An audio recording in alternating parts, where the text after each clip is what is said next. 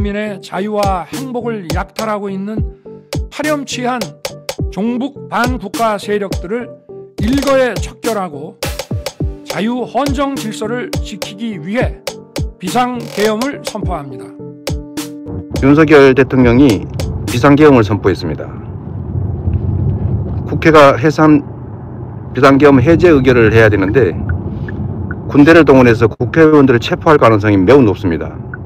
국회가 비상계엄 해제 의결을 할 수 있도록 이 나라 민주주의를 강건하게 지켜낼 수 있도록 국민 여러분께서 힘을 보태 주십시오.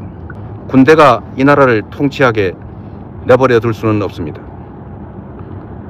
검찰에 의한 이 폭력적 지배도 부족해서 총칼을 든 무장 군인들이 이 나라를 지배하려고 합니다.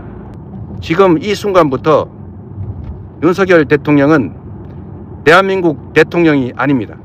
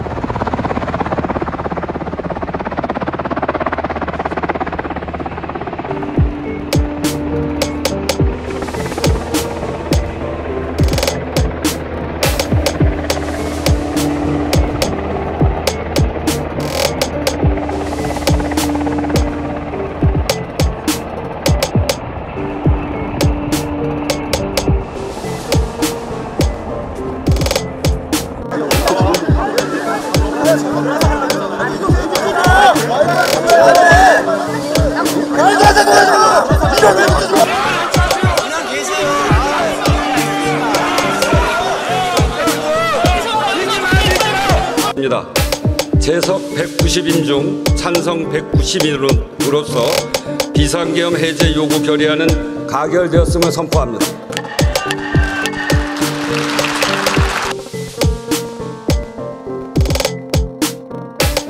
(36호증의) 36번의 가항입니다. 증인 문상호한테, 그리고 노상원도 마찬가지죠. 여인영 성관이 출동 지시 하신 적이 있죠? 예, 그렇습니다. 예. 다항으로 넘어가겠습니다. 갑 15호증의 1. 증인 기소에 관한 검찰 보도자료 10쪽 제시하겠습니다. 여기 보면 노상원, 문상호, 여인영 등이 성관이 서버를 확보하고 직원들을 체포할 계획을 세우고 이런 장비들을 준비해서 출동을 합니다. 이렇게 구체적인 내용까지는 증인이 지시하신 건 아니겠죠? 이런 것까지 장관이 네, 관여할 사안은 아닌 것 알겠습니다. 같습니다. 아까 체포 명단에 보면, 체포 명단 아니라고 하시니까 하여튼 그 명단에 보면 포고령 위반 우려가 있는 사람들, 김명수 전 대법원장하고 권순일 전 대법관이 포함되어 있어요. 이거는 증인이 지목해 주신 겁니까? 아니면 여인영이 자기가 적은? 거기 이제 그 포고령 위반 사항에 관련된 주요 정치인 분들도 계시고, 거기 이제 권순일 이렇게 대법관 하신 그분들은 이제 어떻게 보면 사회적인 관심 이슈가 되는 분들이기 때문에 한번 나중에 기회가 되면 확인을 해볼 필요가 있겠다. 팩트를 한번 확인해 볼 필요가 있다. 그런 알겠습니다. 차원에서 들어간 것이지 그분을 무슨 뭐 어떻게 해가지고 하겠다 이런 뜻이 아니었습니다. 네, 알겠습니다. 아까 포고령에 대해서 피청구인도 그렇게 취지로 묻으셨고 증인도 동의를 하신 것 같은데 포고령이 집행 가능성이 없고 뭐 실효성이 없는 것으로 생각했다 이런 취지신 거죠? 예? 포고령이 집행 가능성도 없고 실효성도 없다. 아까 피청구인이 그렇게 말씀하셨어요. 대통령께서 그렇게 말씀하셨지만 주무장관은 그렇게 생각지 않습니다. 아, 그래요? 네. 그러면 효력이 있으니까 그렇습니다. 실제로 집행하려고 하셨겠네요. 당연히 그렇게 하는 게 맞다고 생각합니다. 네. 그래서 그 뒤에 나중에 이재명 대표 뭐 몇 사람을 포고령 위반으로 고발도 하셨죠. 그런 적 없습니까? 이재명 대표를요? 제가? 예. 제가요? 언론의 보도는 그렇게 되어 있습니다. 저는 본인이 하신 게 아닙니까? 예, 그건 알겠습니다. 저기 마지막으로 이 비상계엄에 실패한 가장 큰 이유가 뭐라고 생각하십니까? 예? 이 비상계엄에 실패한 가장 큰 이유가 뭐라고 생각하세요? 비상계엄을 실패했다. 저는 뭐 실패 성공이라고 생각지는 않습니다. 왜냐하면 애당초 이렇게 대통령께서 아까 말씀 계셨지만 이게 뭐 오래 할 것은 아니라는 생각을 가지고 계셨고 실제로 인식 자체가 그 다수당의 어떤 그런 그 폐악질 이런 어떤 국회 이 폐악질에 대해서 경종을 울리는 차원이었기 때문에 네. 이번에 이런 경종을 충분히 국민들께 울렸다는 측면에서는 그렇게 저는 뭐 실패라고 생각지는 않습니다. 알겠습니다. 네. 그런 경고형이었다면 네. 그 국무위원들 모였을 때 이게 경고형이다 이런 얘기는 왜 안 하셨어요?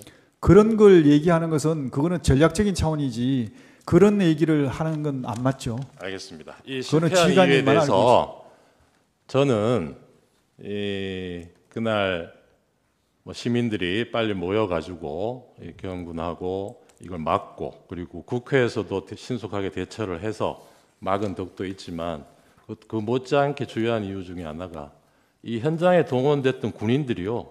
정희 혹시 본인 수사기록 한번 보신 적 있습니까? 네. 본인 수사기록 한번 보신 적 있어요? 저 그 수사기록이요? 영관급 장교들 진술의 내용 한번 보신 적 있어요? 그거는 못 봤습니다. 여기 보시면 대부분의 영관급 장교들이 이날 자신들이 무슨 임무를 받고 여기 가서 뭘 할지를 모르는 상태에서 출동 지시를 받고 갑니다. 근데 현장에 가서 보니까 내가 총을 들고 상대에 대적해야 될 사람들이 국회의원들이고 시민들이고 이런 거예요. 선거관리위원회고. 그래서 상당수 군인들이 이건 뭔가 아닌 것 같다. 이렇게 진술을 하는 사람들이 많습니다. 그런데 그 실패 요인이 아까 그런 덕도 있지만 저는 못지않게 큰 것 중에 하나가 이 증인이나 피청구인이 이 계엄에 말하자면 실행 인력으로 동원했던 이 군인들조차도 이 계엄의 명분을 설득하지 못했기 때문이 이렇게 생각합니다. 어떻게 생각하세요? 그것은 한번 나중에 평가를 해보겠습니다. 네, 이상입니다. 네.